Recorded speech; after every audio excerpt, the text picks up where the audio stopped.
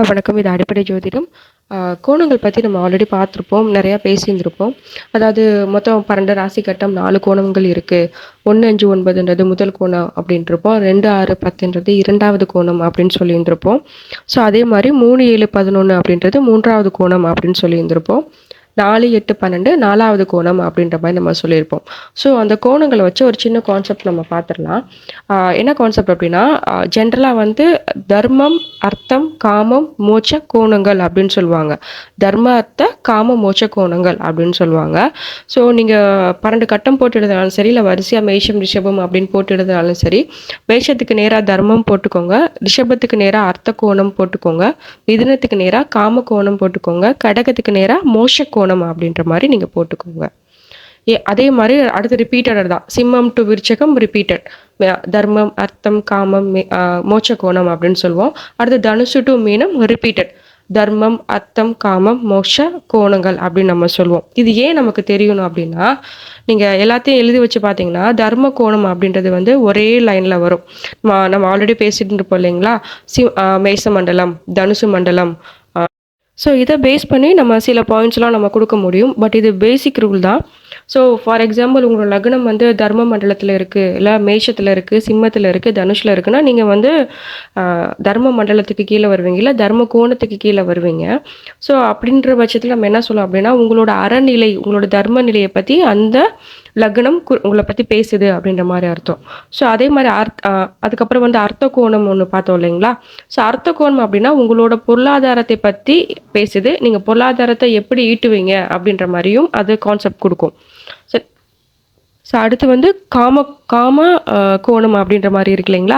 So காம கோணன்றது நீங்கள் எது மேலே ஆசைப்படுறீங்க, இல்லை எதுக்காக நீங்கள் வந்து அதை ஈட்டணும்னு நினைக்கிறீங்க, எந்தெந்த பொருள் மேலெல்லாம் தீராத ஆசை இருக்குது அப்படின்றத மென்ஷன் பண்ணுறது வந்து காம கோணங்கள் அப்படின்னு சொல்லுவோம். அடுத்து வந்து மோட்ச கோணங்கள் அப்படின்றது ஒரு நிலையிலிருந்து இன்னொரு நிலைக்கு நீங்கள் மாற போகிறத அது காமிக்கும். ஸோ எக்ஸாம்பிள் வந்து நம்ம ஏதாவது ஒரு விஷயத்த நம்ம பண்ணியிருந்திருப்போம், அது கிடைச்சிருக்கா இல்லை கிடைக்கலையா அப்படின்றது வந்து நம்ம மோட்ச கோணங்களை வச்சு தான் நம்ம இது பண்ணுவோம். யூஸ்வலாக மோட்ச கோணங்கள்ன்றது வந்து ஒன்றை இழந்து இன்னொன்று பெறணுன்றது தான் பேசிக் ரூல்ஸு. ஸோ மோட்ச கோணங்கள் அந்த மாதிரி தான் வரும். ஸோ இது எல்லாமே கான்ஸ்டன்ட் வேல்யூ, எப்பயுமே வராது. அதாவது இதெல்லாம் ஒரு ஜாதகத்துக்கு நம்ம ஒரு ப்ரிடிக்ஷன் பண்ணுறோம் அப்படின்னா இது எல்லாமே ஒரு சப்போர்ட்டிவ் பாயிண்ட்ஸ் அப்படின்னு சொல்லுவாங்க. ஸோ இதெல்லாம் வச்சு நம்ம ஃபைனலாக ஒரு கன்க்ளூஷனுக்கு வரலாம் அப்படின்ற மாதிரி தான் ஒரு supportive points, basic rules. But இதோட வார்த்தை எல்லாமே தெரிஞ்சுக்கோங்க. ஒரு நார்மலாக நீங்கள் ஒரு ஜென்ரலாக பேசுகிறத காட்டிலும், இது மேச மண்டலத்தில் இருக்குப்பா, இது வந்து ஆகாய நெருப்பு மண்டலத்தில் இருக்குப்பான்னு பேசுகிறத காட்டிலும், நீங்கள் இது தர்ம திரிகோணத்தில் வந்திருக்கு, காம திரிகோணத்தில் வந்திருக்கு, மோட்ச திரிகோணத்தில் வந்திருக்கு அப்படின்ற அந்த மாதிரி வார்த்தைகளை நீங்கள் யூஸ் பண்ணும்போது ஒரு பெட்டர் நாலேஜ் பர்சனாக உங்களை வந்து போர்ட்ரை பண்ணும். ஸோ அதுக்காக தான் இந்த மாதிரி வார்த்தைகள் வந்து நம்ம தேடி தேடி யூஸ் பண்ணுறோம். என்னதான் காமன் வேர்டாக பேசினா கூட இப்போ நிறைய யூடியூப் சேனல்ஸ் வந்திருக்கு, எல்லாமே இருக்குது. பட் இருந்தாலும் எல்லாத்துக்கும் எல்லா விஷயங்கள் தெரியுது. பட் அதை எந்த வார்த்தைகளை யூஸ் பண்ணி சொல்கிறோன்றதை வச்சு தான் நம்மளோட வந்து நாலேஜை வந்து ஃபர்ஸ்ட் அவங்க அனலைஸ் பண்ணுவாங்க. அதுக்கப்புறம் தான் நம்ம சொல்கிறதெல்லாம் ஓகே, இப்போ இவங்க ஏதோ ஒன்று புதுசாக சொல்கிறாங்க, என்னன்னு காது கொடுத்து கேட்போம் அப்படின்ற வார்த்தைக்கு உள்ள அது மைண்ட் செட்டுக்குள்ளே வரணுனாலே இந்த மாதிரி வேர்ட்ஸ் நீங்கள் யூஸ் பண்ணுறதுக்கு ப்ராக்டிஸ் பண்ணுங்கள். Okay, come to the point. என்ன சொல்ல வரேன் அப்படின்னா, ஃபார் எக்ஸாம்பிள் உங்களோட லக்னம் வந்து ஒரு தர்ம கோணத்தில் விழுந்திருக்கு அப்படின்ற பட்சத்தில் நீங்கள் நேர்வழியில் போய் அதனால சம்பாதிக்கக்கூடிய வெற்றி மட்டும்தான் உங்களுக்கு கடைசி வரையும் வரும் அப்படின்றது நம்ம சொல்லலாம்.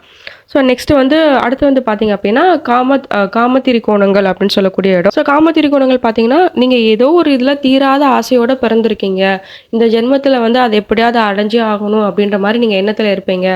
நல்லா யோசிச்சு பாருங்கள். உங்களோட மனசில் வந்து ஏதோ ஒன்று தீராத ஆசை இருக்குது. ஸோ அதை ஈட்டுறதுக்கான காரணங்கள் என்னவோ அதை தான் நீங்கள் பண்ணுவீங்க அப்படின்றத சொல்லலாம்.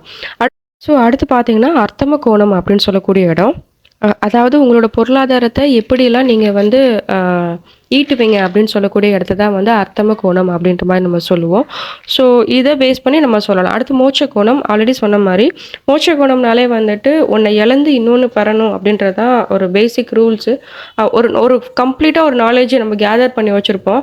ஸோ அதை விட்டுட்டு அடுத்ததுக்கு ஒன்று நம்ம ஜம்ப் ஆகும். ஸோ அது வந்து சொல்கிறது வந்து பார்த்திங்கன்னா மோட்ச திரிகோணம் அப்படின்றது சொல்லுவோம். ஸோ